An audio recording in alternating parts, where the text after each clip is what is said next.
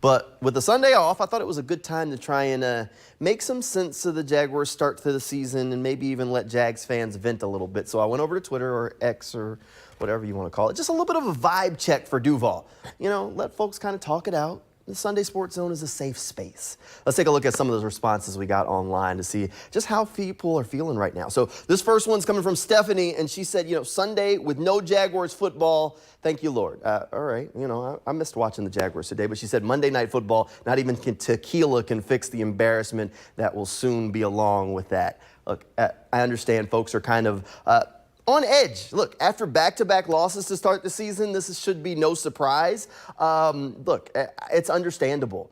The Jaguars have not looked great, and a lot of these responses were people that are concerned about what you're going to see on primetime. This one coming from Sweet Cinnamon is right along the same vein. Looking forward to getting embarrassed on national TV again. Look, that's not the attitude that anybody wants to have, but after starting 0-2, the two teams that have only beat the Jaguars at this point in the season, it's understandable why Jaguars fans feel that way. The offense hasn't looked good. The defense has, though.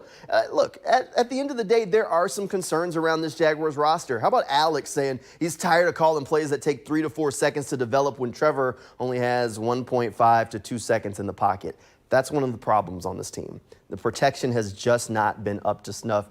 Right now, you got a guy like Brian Thomas Jr., who is one of the faster and more dynamic wide receivers in the NFL already as a rookie. He's reeling off big plays. A 66-yard catch against the Browns.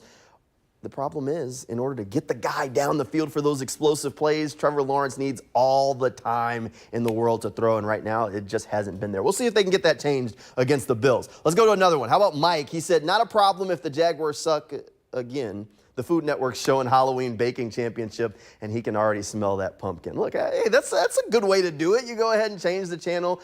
We'll see if on Monday night you have to change the channel or not. I'm hopeful of what you're going to see from the Jaguars on Monday night. I think this one could be a good one. How about Ed Henry? The Jaguars are my emotionally abusive relationship. Right when I'm ready to leave them, they finally look like they're going to get things together. That one got cut off a little bit there, but Ed, I understand that sentiment. You know, look, we had high expectations for this team. 2 years ago, they were in the playoffs. Last year, everybody expected them to build off of that it was supposed to be positive momentum. Started the season 8-3. I think you know the rest of that story. And then they find themselves here with a chance for redemption, only for a 0-2. Start to the season.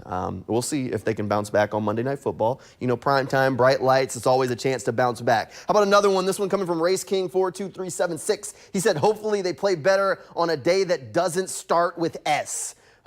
That's one way to do it, right? You start a day with M, Monday. Everybody hates Mondays, but maybe the Jaguars will love Mondays. Monday Night Football last year didn't work out so well. Didn't work out so well. But we'll see. Maybe this time that is just what the Jaguars need to cure what's been a problem on Sundays. You go to a day that doesn't start with S. You go to Monday and see if maybe that can be the first win of the year. How about another one? This one came with a pretty cool picture. You got to love AI. Comes up with all kinds of stuff. Trevor Lawrence riding a Buffalo. This one says optimistically confident because Trevor is 2-0 versus the Bills under Urban and Doug, which is true story. Look, the Jaguars, I guarantee you nobody, I don't even know if the guys in the locker room back when Urban Meyer was the head coach believed that they were going to beat the Bills here in Jacksonville. It was a wonky game. Ed Oliver talked about the game this week. He called it weird, which it was weird. No touchdowns.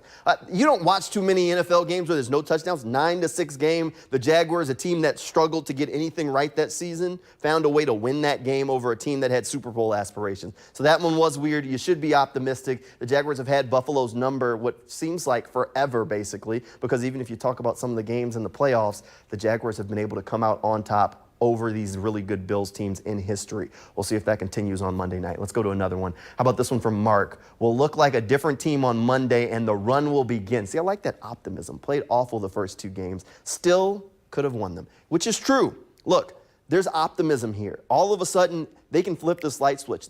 They played bad the second half of week 1, and that carried into week 2 where it was another bad game. But still, at the end of the game, they were close. And if you went back and looked at that Browns Hail Mary, I think watching in real time, we didn't realize just how close they were to pulling that thing off. The Jaguars have not played their best football. There's still time. And I want you to kind of think back to last season. They rattled off 8-3 to start the year. The first 3 games, they were 1-2.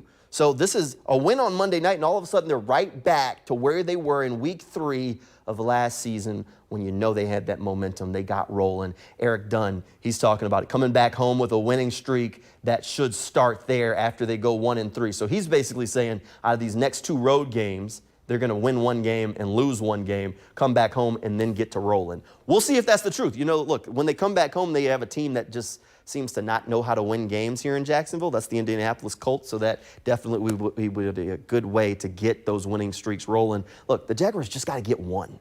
They just got to get 1. It feels like a team that's still searching for something. They just got to get 1 and remember how to win. The talent is there. The expectation is there. This team knows how to win games. They have the talent to win games. But right now they feel like a team that's searching for an identity, and they just need to get 1 under their belt. If they can get 1 under their belt on Monday, all of a sudden I think they can flip this car around and they'll have things heading in the right direction.